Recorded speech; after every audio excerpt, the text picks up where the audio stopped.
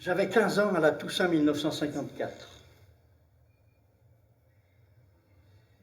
La Toussaint 1954, on l'appelle là-bas la Toussaint rouge, devenue depuis fête nationale, date fondatrice. Ces jours-là, dans les Aurès, puis à Constantine, Philippeville, les attentats, les sabotages prenaient allure de conflits ouverts et sérieux entre nos deux pays. Elles allaient rapidement gagner toute l'Algérie.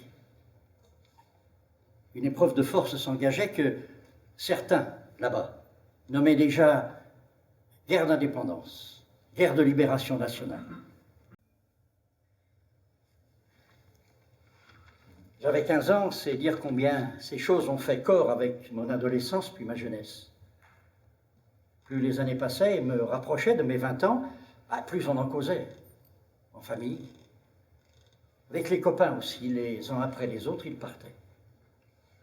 Alors peu à peu, je me suis mis à lire pour savoir et comprendre des journaux, témoignages chrétiens, des bouquins, l'Algérie en 1957 de Germaine Tillon. De sa prison, Henri Alleg écrivait la question sous forme d'accusation. La France des libertés torturait en Algérie. Le livre était interdit, je le faisais circuler. Lecture engagée, progressiste, subversive même. Je participais aussi à quelques manifestations de soutien au peuple algérien. Ainsi, au fil du temps, j'avais acquis des convictions. J'étais contre cette guerre. L'indépendance, l'istiqlal, c'était pour moi une évidence. Je voyais là le sens de l'histoire. Ça ne pouvait pas être autrement, ça coulait de source. Ça ne pouvait que finir comme ça. C'est d'ailleurs comme ça que ça finit.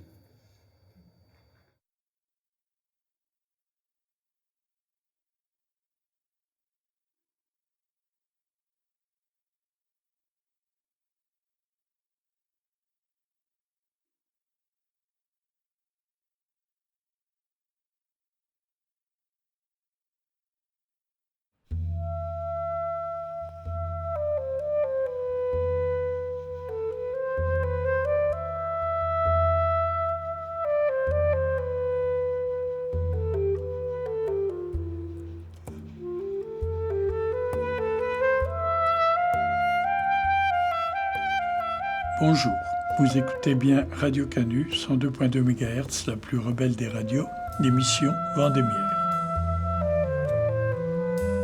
Nous vous proposons aujourd'hui la rediffusion de l'émission que nous avons réalisée en direct, ici même, il y a quasiment 20 ans, le 24 juin 1996.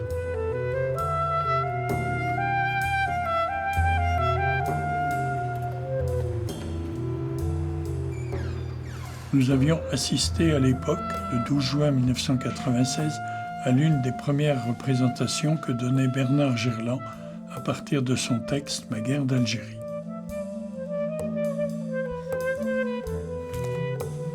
Le sujet sous ce titre nous tenait à cœur depuis notre prime jeunesse, ayant suivi et vécu, même si pas directement impliqué, 12 ans en 1954, 18 ans en 62, dans ma Franche-Comté natale, les événements et actions pacifistes autour de cette guerre.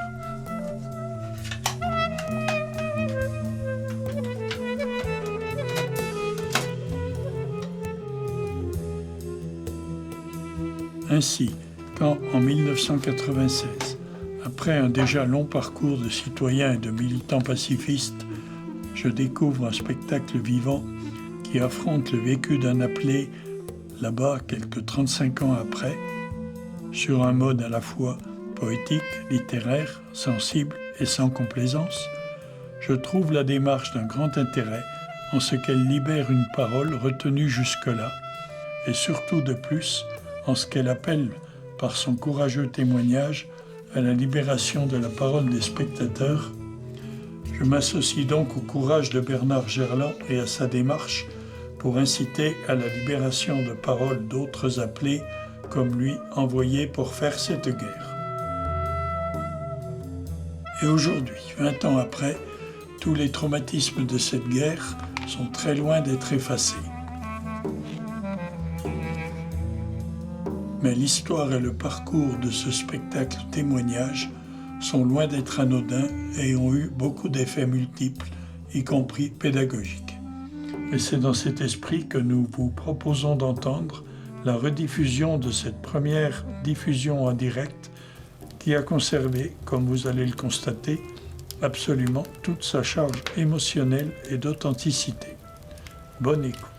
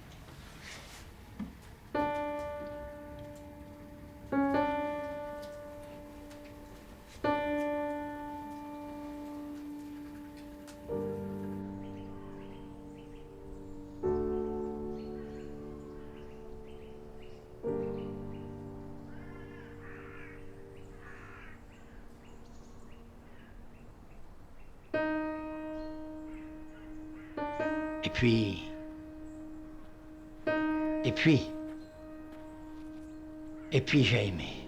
J'aime encore ce pays. Je l'ai parcouru dans tous les sens, comme soldat, et à mes heures libres, comme voyageur, pour mieux connaître, peut-être aussi pour mieux comprendre. Et puis ces grands rideaux d'arbres, pour protéger les cultures du vent comme en Provence. Il me frappait toujours et me servait de point de repère la nuit ou au tout petit matin quand nous partions en opération. Nous traversions toujours cette plaine. Les camions tout feux éteints. Dans le silence du dehors et du dedans, pour prendre la montagne.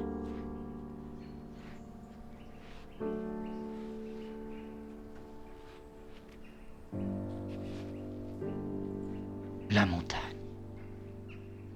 La montagne à perte de vue. La chaleur et le sec des étés, la rudesse des hivers, le froid, le vent, la pluie qui n'en finissait plus, la neige.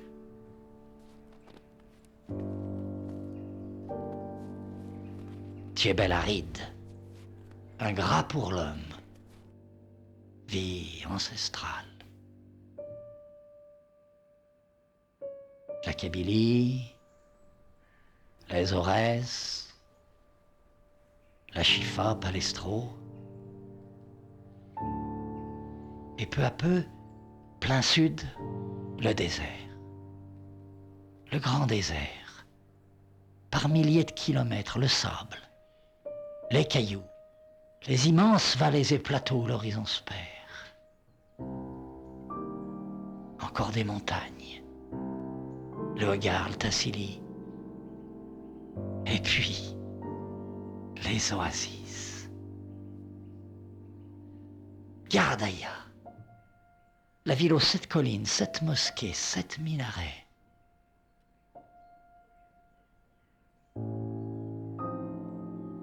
Et tout à coup, Assimi Saoud, le pétrole. Edgelé, le gaz. Tout à coup, l'industrie, les derricks, les camions. Comme une île au milieu du désert. Une île verte et noire, posée sur le sable jaune. Le désert, jusqu'aux tropiques. Plus loin encore, jusqu'en Afrique profonde.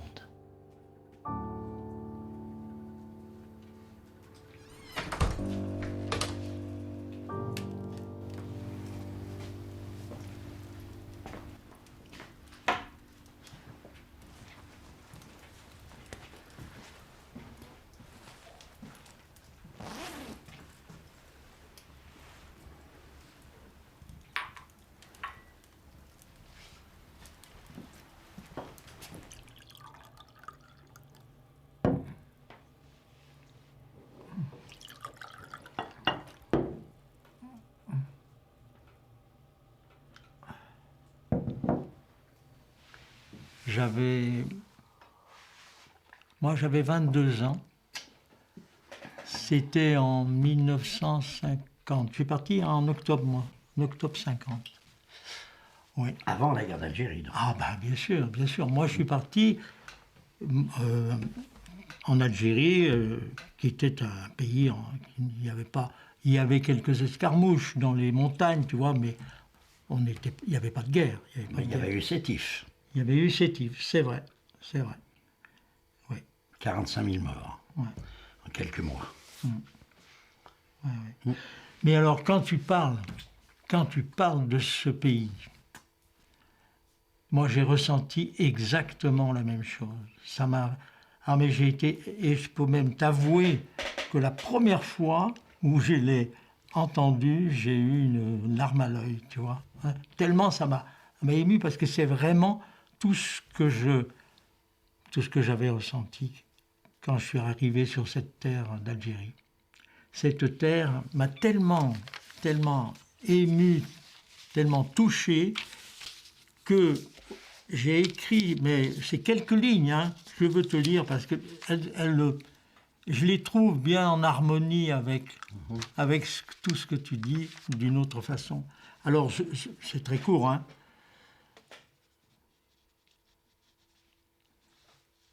À la fenêtre du wagon, les yeux attrapés par la terre brûlée de solitude, cassés de grandeur et de tristesse, qui m'a fait penser la terre est là. Et alors, c'était à la fenêtre du wagon, je me rappelle très très bien, mais je t'ai dit, j'ai eu un choc, exactement ce que tu racontes là, et qui m'a... C'est pour ça que ça me touche tellement, ce que tu racontes là. Première image, là, quand tu arrives dans le port, tu n'as pas une idée du pays, de la terre. Je vois ce que tu veux dire. Tu vois, c'est un port, normal. Et on descend avec notre pactage, hein, on descendait du bateau, et sur le quai, il y avait des petits Arabes. Ah, t'as connu ça aussi? Bien sûr. Avec des... Les petits cireurs. Ah non, là, des corbeilles d'oranges. Oui, ou de beignets. Ou de beignets, mais là, Voilà. c'était des oranges. Oui, d'accord. Moi, c'est la première image que j'ai eue, que j'avais de l'Algérie, et quand j'ai mis le pied sur la terre d'Algérie, il y avait ces petits mômes-là, avec des corbeilles pleines. Et bon, ils nous offraient, avec quelques sous, bien sûr. Bien sûr. Les gars qui passent, il y en avait qui passaient avant moi, ils arrivent devant le gosse, un grand coup de pied dans la corbeille et toutes les oranges répandues sur le quai.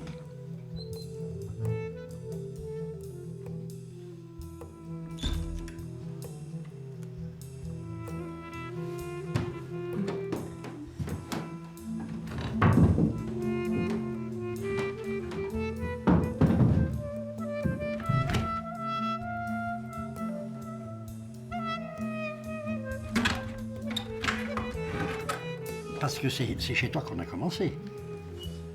Enfin, Oui. c'était pas la première chez toi, mais c'était une des premières. Tu te rappelles de la soirée et de l'après, enfin de l'après-spectacle? Pas les questions en bas, dans la bergerie, mais ici. Ici, voilà. Oui. Et moi, je m'étais trouvé avec des gens de Bouvières, la plupart Bouvières ou les environs. Et leur réaction avait été de se rappeler leurs souvenirs dans le sens des chasseurs après la battue, comme tu le dis dans ton texte. Comme parfois les chasseurs au village. Et bien là, j'avais été frappé, mais je les entends encore. Ah oui. Ils étaient là et il y en a qui m'ont surpris.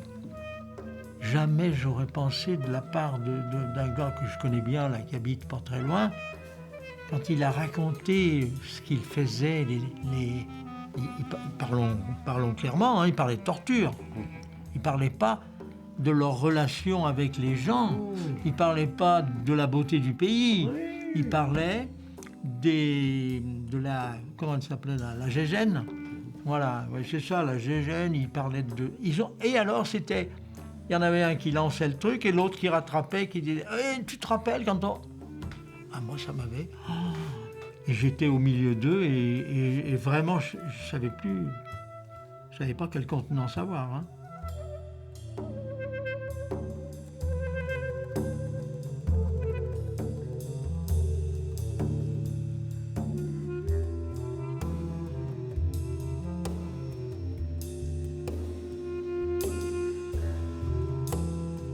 Les gens de là-bas. Pour certains, ma mémoire est intacte 36 ans après.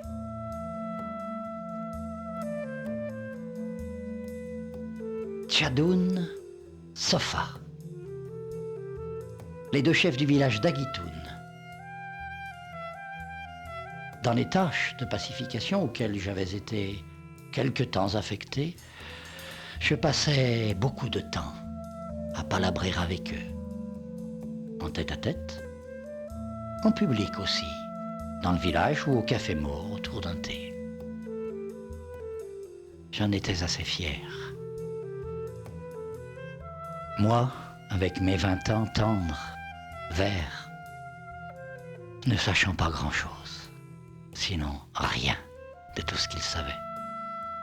Eux, avec leur âge mûr, leur sagesse, leur histoire, l'histoire de leur peuple, faite des souffrances que mon pays leur avait imposées, l'histoire de leur village. La guerre les avait tous chassés de leurs terres et de leurs maisons.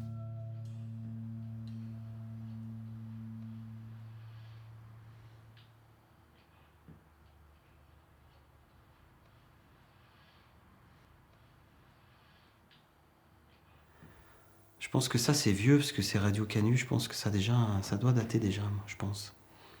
Alors c'est le début, ça doit Je être pense le que début.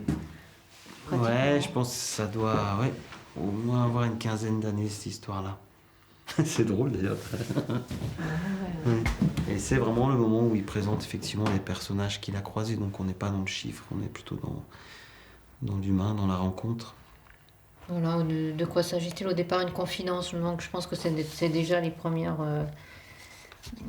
pierres là qu'il avait du moins envisagé de faire.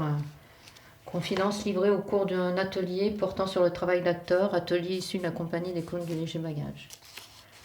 Voilà. Il y a une date? Je n'ai pas de date. C'était pendant la 80. Le 20 juin 96. Je sais pas. Et du coup, il paraît que tu as été le premier à la connaître, son histoire, c'est ça? Je sais pas si j'ai été le On s'est premier, dit tout à l'heure, là, c'était qui? mais en tout cas le premier de nous trois, ouais, sûrement. Un des premiers. En fait, on louait un chalet dans la Haute-Savoie, et puis un jour, on avait décidé avec Bernard de faire Annecy jusqu'à ce chalet à pied. Et donc, on est marché 2 jours, quoi. Et c'est durant ces 2 jours, à un moment donné, qu'il m'a parlé de ça.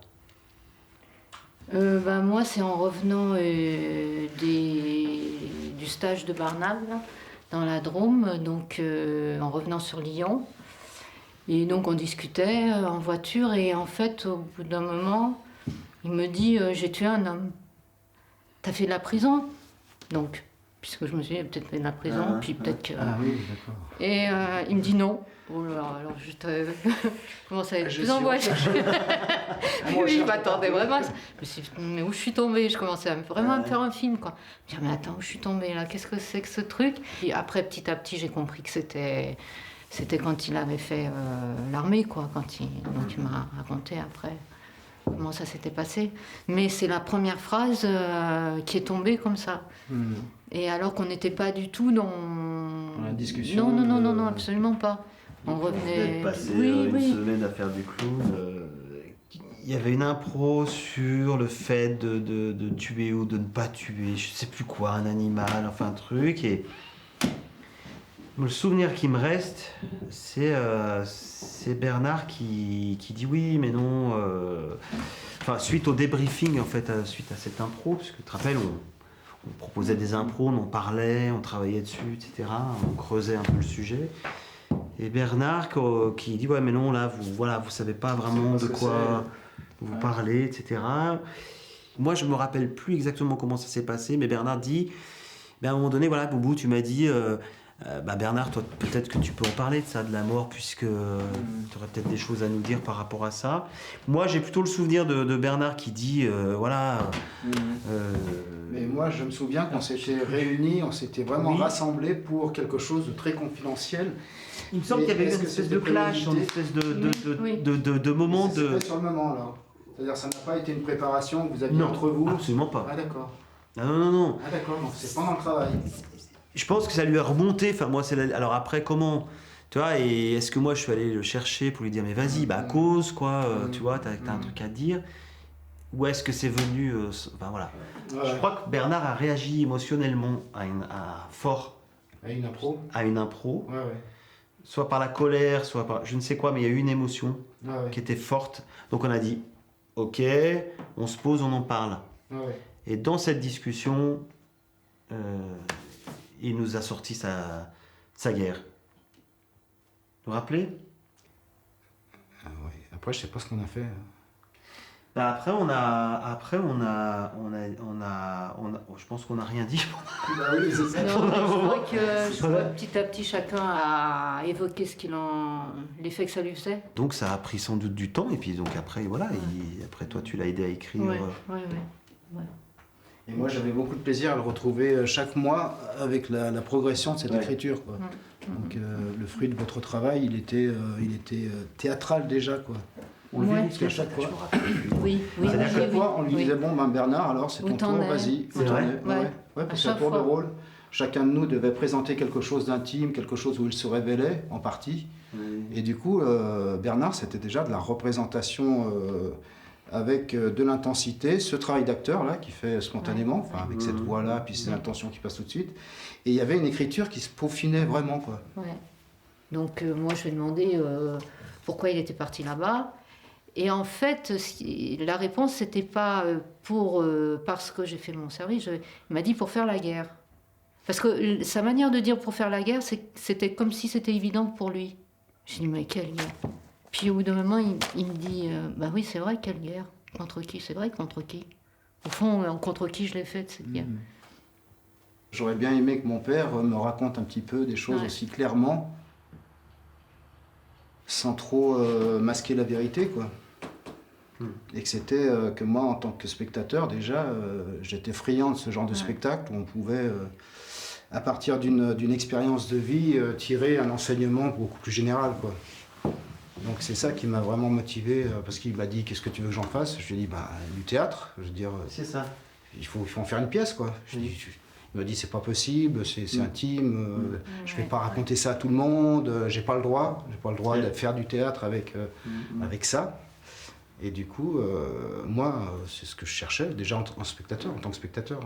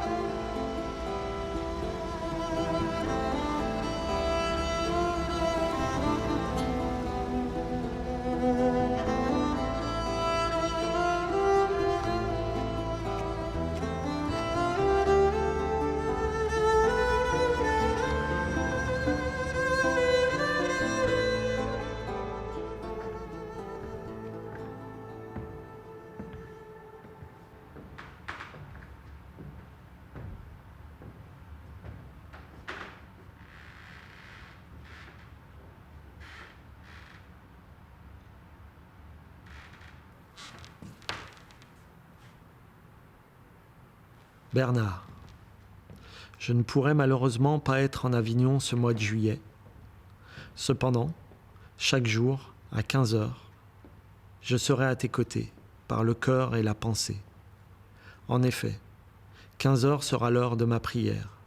Prière à ton intention, et à travers toi, à tous les hommes et à toutes les femmes qui ont souffert et souffrent encore de la soumission à l'ordre guerrier et militaire.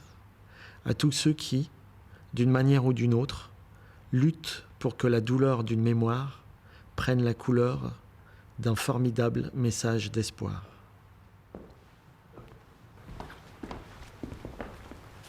Bonsoir. Bertrand Hureau. Jérôme Grange. Je suis le président de la compagnie Parlons-en de Bernard Gerland. Ah oui, d'accord. Qui a joué son spectacle ici, Ma guerre d'Algérie, en 2001, je crois, pendant le Festival d'Avignon. Oh, c'est ça. Voilà. Et j'entendais parler du Théâtre des Carmes depuis très longtemps, puisque moi je connais Bernard depuis 1996. Et moi je suis le président du Théâtre des Carmes. Ben, enchanté. Depuis le décès d'André Benedetto. Ben, félicitations, parce que vous avez un lieu magnifique là. Oui, c'est un, en tout cas, un des lieux emblématiques d'Avignon. Ouais. Pour Bernard, en 2001, ça a vraiment marqué le début de tout le voyage, on va dire, du spectacle, que ce soit dans les théâtres, aussi dans les établissements scolaires, dans les salles des fêtes. Et il tourne maintenant, depuis Avignon, il tourne dans toute la France. Ça a vraiment été un acte fondateur quoi, pour le spectacle et pour Bernard. C'est pour ça qu'il m'en parle autant. J'ai le témoignage d'André qui en était... qui était très content d'avoir trouvé cette pièce, d'avoir rencontré Bernard et surtout de leur collaboration. C'est un vrai engagement parce qu'à l'époque, en 2001, aujourd'hui, la guerre d'Algérie est reconnue en tant que telle. En tout cas, on parle de guerre d'Algérie. Oui. À l'époque, en 2001... Non, c'était les événements. C'était les événements et c'était plutôt courageux de l'accueillir en plein Festival d'Avignon. Mais d'ailleurs, Bernard m'a transmis des témoignages de spectateurs qui ont participé aux représentations au Théâtre des Carmes, qui sont très touchants.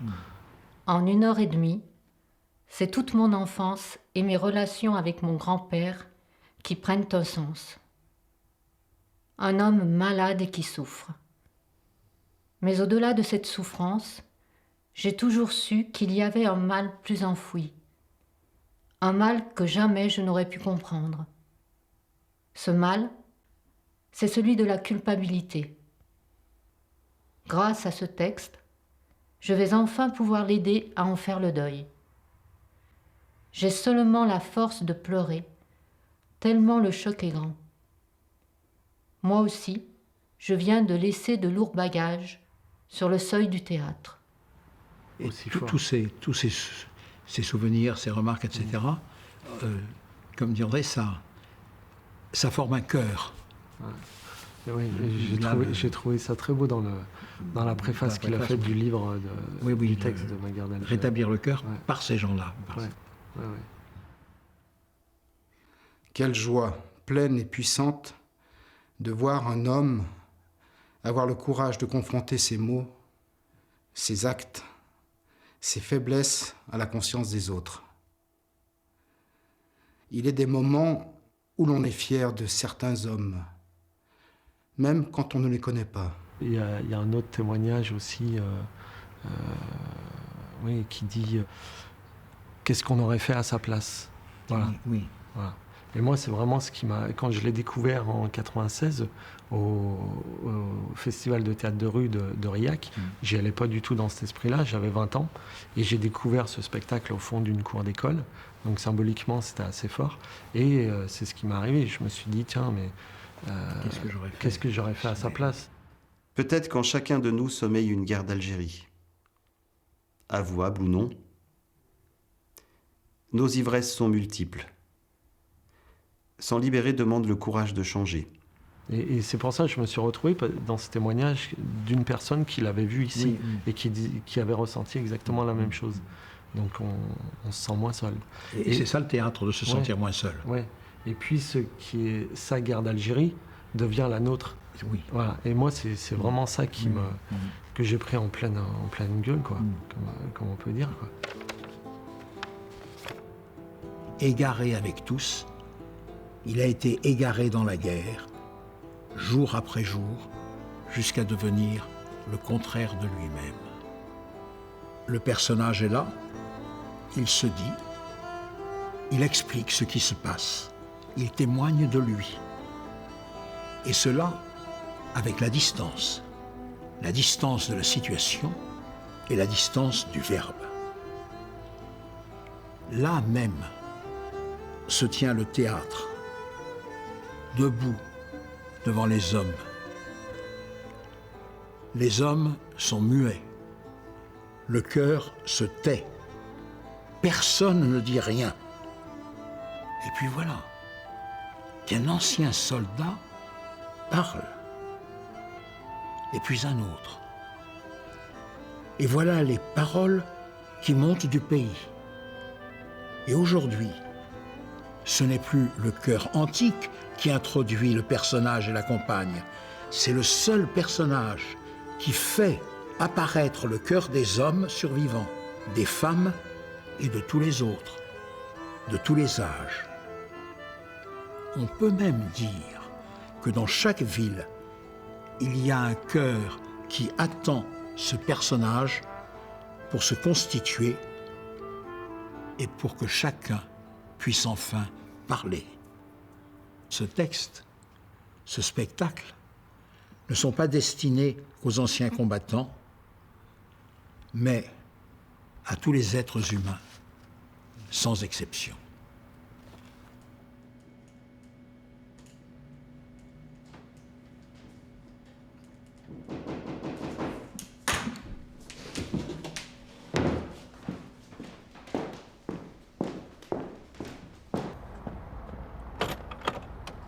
Salut. Comment ça va?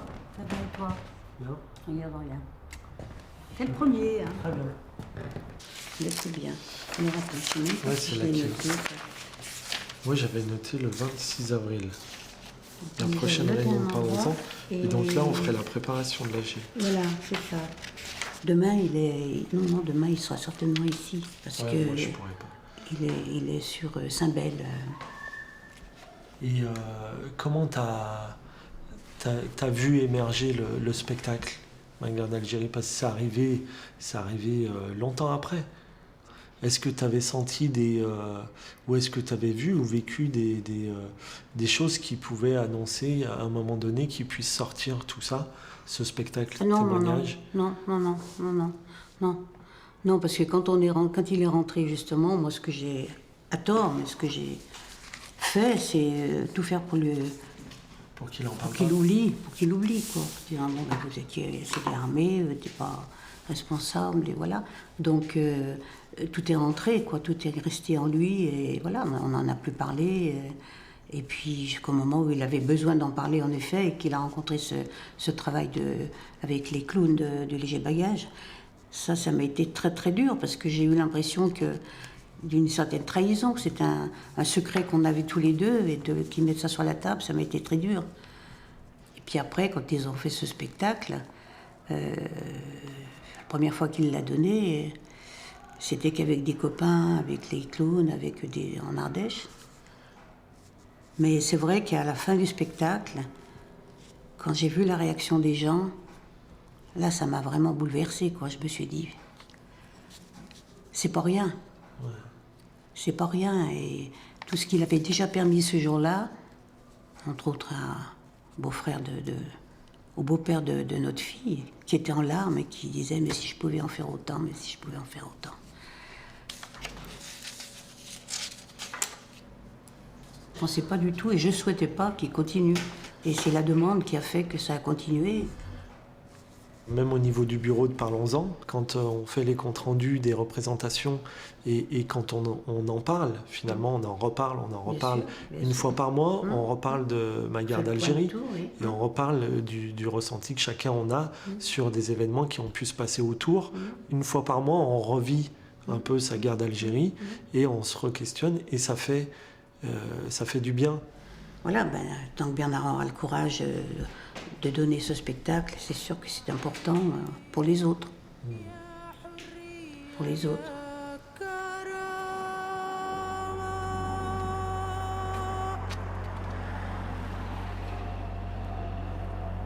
بعيون برية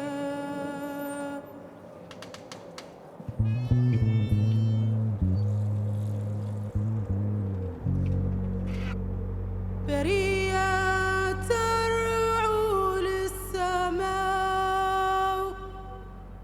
تتمنى أن توصل لأفق البحار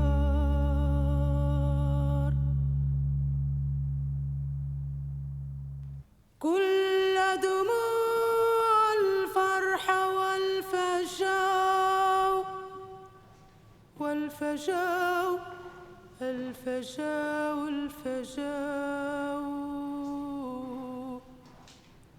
وطبيعة الطلح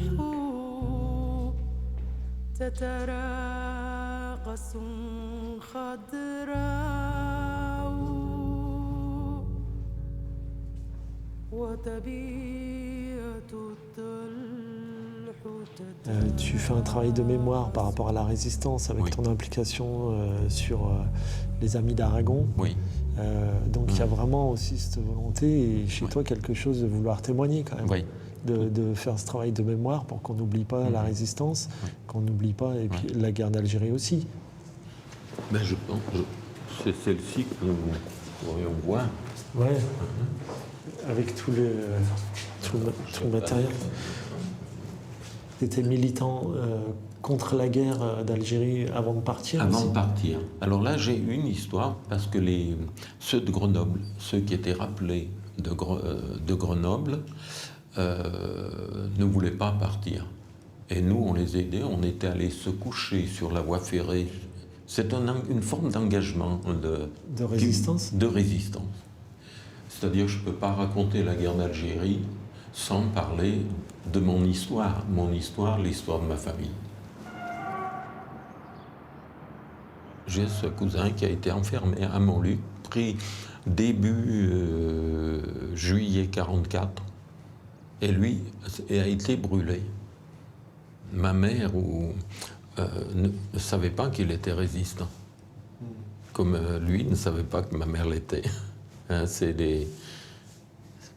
la résistance est quelque chose qui échappe à l'individu de voir comment il y travaille, il agit, mais ça lui échappe. Hein.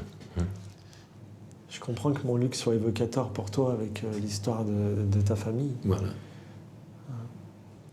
D'accord. Et du coup, ton engagement auprès de Bernard et de son spectacle témoignage Ma guerre d'Algérie, ça vient de là. Comment t'es arrivé à devenir président, puisque tu étais président avant moi de la compagnie Parlons-en. Alors, moi, je vais d'abord inscrire dans ma pourquoi j'ai été militant, pourquoi j'étais contre la guerre, et y compris à l'armée, on essayait aussi de... par exemple, j'allais donner mes chocolats aux prisonniers parce que j'étais à El Cantara où ils regroupaient les gens des villages. Hein, comme il y avait des zones interdites, ils regroupaient dans les villages et de là, les gens, ils vivaient d'une façon, c'était odieux pour notre pays de faire ça. La partie qui a été la plus difficile, c'était à El Cantara.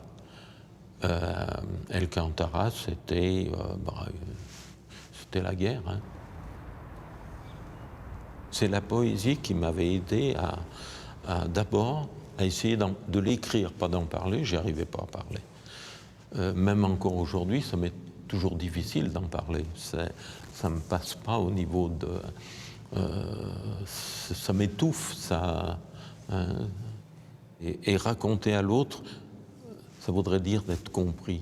Ouais. Et nous, on sait qu'on n'est pas compris, hein, même si on nous écoute. Donc, on s'enferme. Et un jour, peut-être ma fille, qui se rendait plus compte du poids, m'a fait connaître Gerland. Et là, j'ai commencé avec à suivre Gerland. C'est vrai que je l'ai beaucoup suivi avant de beaucoup plus m'engager.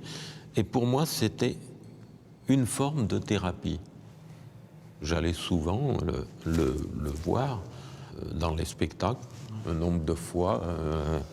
Et puis après, il m'a invité à le suivre, parce c'est pas qu'un travail, parlons-en, n'est pas qu'un travail de mémoire. C'est aussi un travail pour aider. C'est pour aider, pour que nous, on en parle. Et ouais, c'est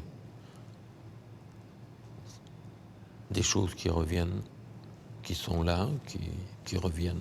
Ouais. Ouais. Ouais.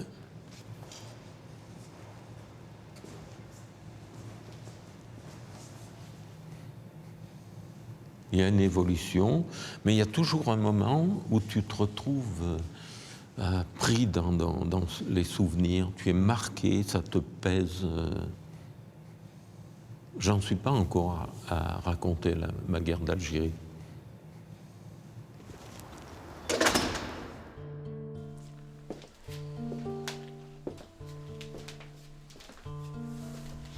Ma guerre d'Algérie n'est pas du théâtre. Bernard Gerland ne joue pas. Jamais n'apparaît un personnage. Par le ton passionné de son propos, par les silences lourds et évocateurs, très vite naît une charge émotionnelle énorme.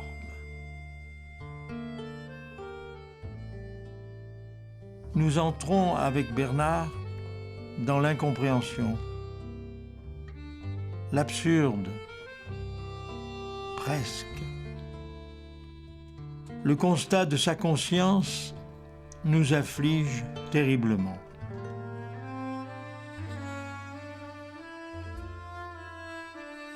Les jeunes parviendront-ils à décrypter le message qui sous-tend la démarche obstinée de Bernard?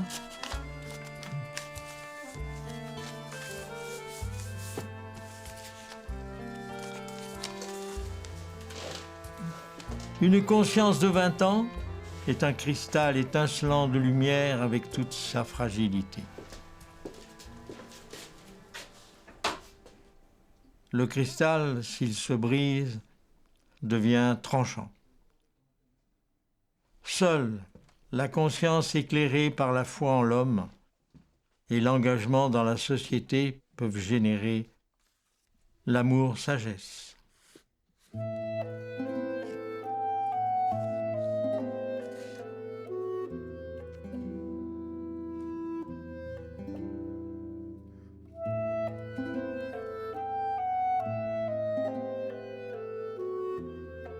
Tchadoun,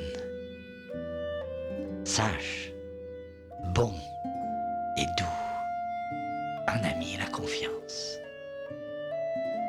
Safa, fier, une distance, quelques doutes, pas tout à fait sûr, mais sage aussi. Malika Gardouba, à jamais dans ma mémoire.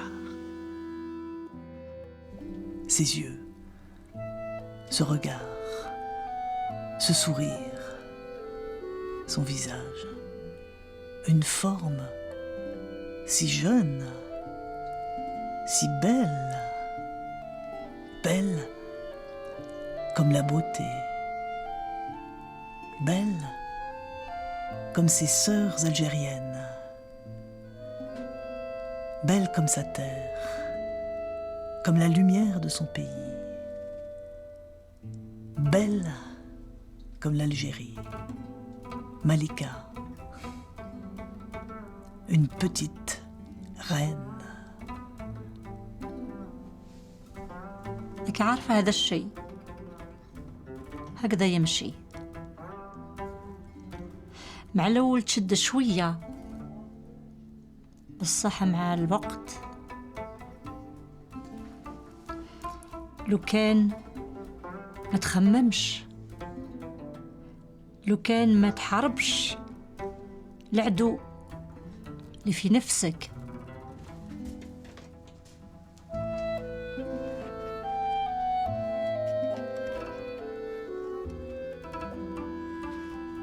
La vie au grand air, dans la montagne, par tous les temps, de jour, de nuit. J'aimais ça. J'ai toujours aimé ça. Les patrouilles, les gardes, les escortes.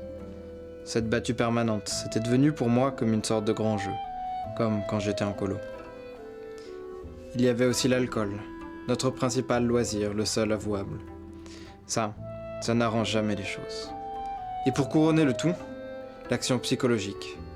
Ce martelage incessant et insidieux sur les bienfaits, sur la nécessité et la légalité de la colonisation, sur notre supériorité d'Européens, les Blancs, et de soldats, sur l'ennemi à abattre, le Félaga, le Félouz, le Fel, ces terroristes qui osent braver notre ordre colonial, sur les populations complices à mettre au pli.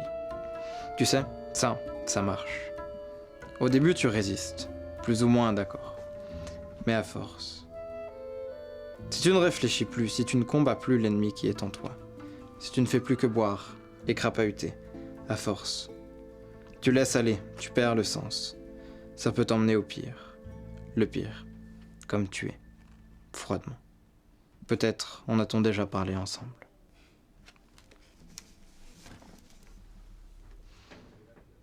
La personne qui a écrit du coup ce texte, c'était mon grand-père. Et c'est quelque chose qui me parle moi particulièrement de par l'importance que ça a eu sur la famille, l'importance que ça a eu, parce que c'est une histoire, le meurtre de cette personne qui a été révélé peu de temps après ma naissance, et qui en fait a toujours structuré ma personne.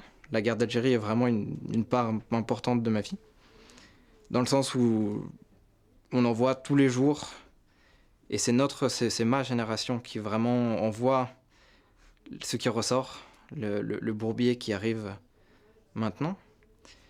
Et pour moi, ça a été vraiment ce qui m'a construit politiquement, ce qui m'a aidé à réfléchir sur les conséquences de la décolonisation. Effectivement, cette phrase qui est citée dans ce livre, disant que la guerre d'Algérie n'est pas terminée, la guerre d'Algérie est très loin d'être terminée. Que ce soit la guerre d'Algérie ou l'entreprise coloniale de manière très large. Et c'est un travail dont chacun a une responsabilité en tant que blanc, en tant que faisant partie de la France. Chacun a quelque chose à faire pour fermer cette histoire. Une odeur montante de renoncement.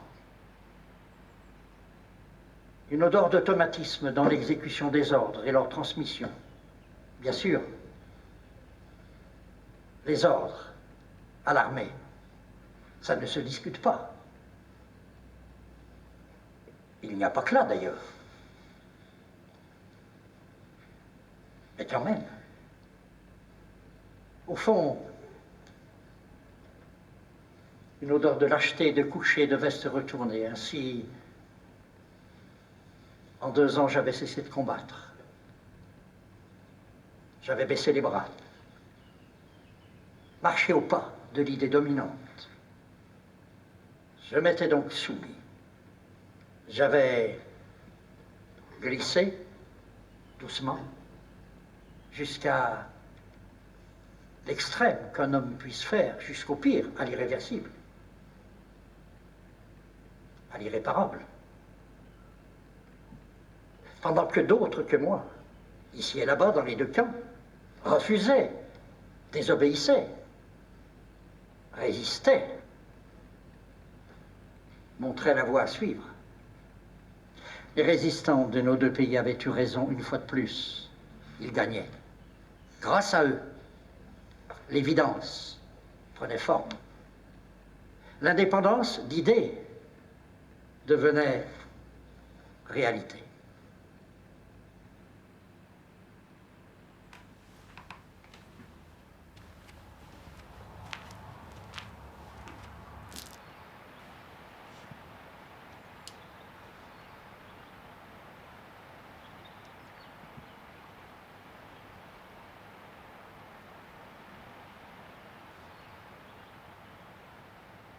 J'avais 20 ans quand j'ai mis les pieds là-bas. J'en avais 22 quand j'en suis revenu. Mission accomplie. De longues années, longues et tortueuses. C'était en 1960. La guerre durait depuis 6 ans. Elle avait commencé à la Toussaint 1954. Je venais juste d'avoir 15 ans. C'est dire à quel point elle avait fait corps avec mon adolescence et ma jeunesse. J'avais eu le temps d'acquérir des convictions solides. On en causait beaucoup en famille, avec les copains. Je participais activement aux manifestations de soutien à la lutte du peuple algérien. Je lisais des journaux engagés, progressistes. Comme eux, j'étais contre cette guerre. L'Algérie devait être indépendante, c'était une évidence qui crevait les yeux. C'était bien là le sens de l'histoire. Ça ne pouvait pas être autrement. Ça ne pouvait finir que comme ça. C'est d'ailleurs comme ça que ça a fini. La guerre était donc injuste et inutile. Je ne pensais pas y aller. J'étais même sûr que je n'irais pas. Les choses s'arrangeraient bien avant que je n'aie 20 ans. Partir, moi? Non. Non, je ne partirais pas. Partir, c'était un peu comme ce qu'on pense toujours tous, d'une maladie grave ou d'un accident. Pour les autres.